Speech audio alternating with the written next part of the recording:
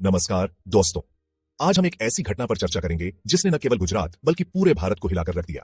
27 फरवरी 2002 को गोधरा स्टेशन पर Sabarmati express train में आग लगने की घटना, जिसमें 59 कार सेवक जिंदा जल गए। क्या यह महज एक दुर्घटना थी या एक सोची समझी साजिश?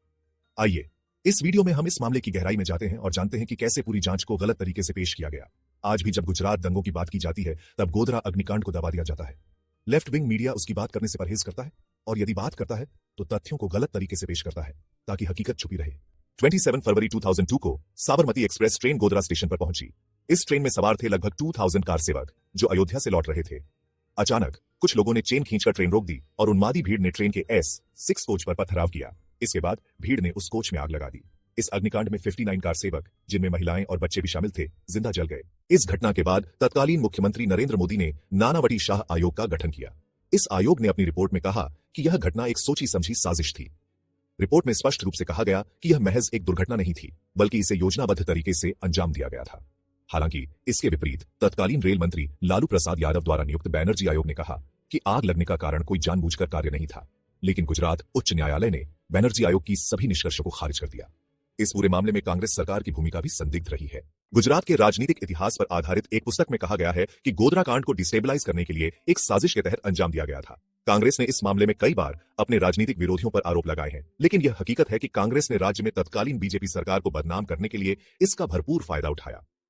गोधरा ट्रेन जलाने की घटना के बाद मीडिया की भूमिका गहन जांच के दायरे में आ गई।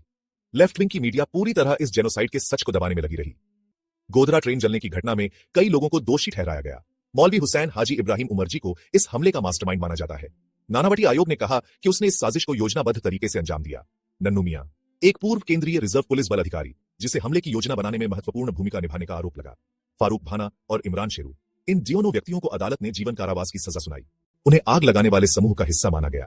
हाजी बिल्ला और राजक कुरकुर, इन दोनों को भी दोषी ठहराया गया था और उनके खिलाफ सबूत मिले थे जो उन्हें हमले से जोड़ते थे।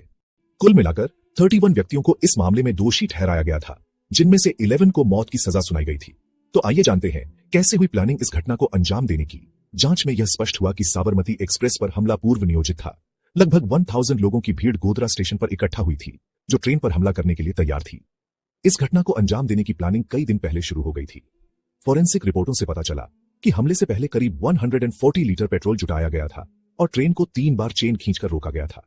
सबूत बताते हैं कि आग S6 कोच के अंदर से लगाई गई थी। गवाहों ने पुष्टि की कि कुछ लोग पेट्रोल से भरे कंटेनर के साथ आए थे और उन्होंने आग लगाई। साथ ही गवाह यह भी बताते हैं कि एक विशेष समुदाय के धार्मिक स्थल से स्पीकर पर भड़काऊ नारे लगाए गए। गुजरात उच्च न्यायालय ने पुष्टि की कि यह एक योजनाबद्ध हमला था, न कि महज एक दुर्घटना। इस मामले में कई बार उच्च न्यायालय और सुप्रीम कोर्ट ने भी सुनवाई की है। सुप्रीम कोर्ट ने नानावटी आयोग की रिपोर्ट को स्वीकार किया और इसे गंभीरता से लिया कि इस तरह की घटनाओं से निपटने के लिए हमें सही तथ्यों को जानना और समझना जरूरी है। लेफ्ट विंग का एक खास तरीका यह रहा है कि सच के इर्द गिर्द इतने झूठ फैला दो कि सच और झूठ में फर्क ही न पता चले, जैसा कि कश्मीर में हिंदुओं पर हुए अत्याचार के मामले में हुआ। धन्यवाद दोस्तों। ऐसी और फैक्ट रिलेटेड वीडियो के लिए हमारे चैनल को लाइक, शेयर और सब्सक्राइब करें।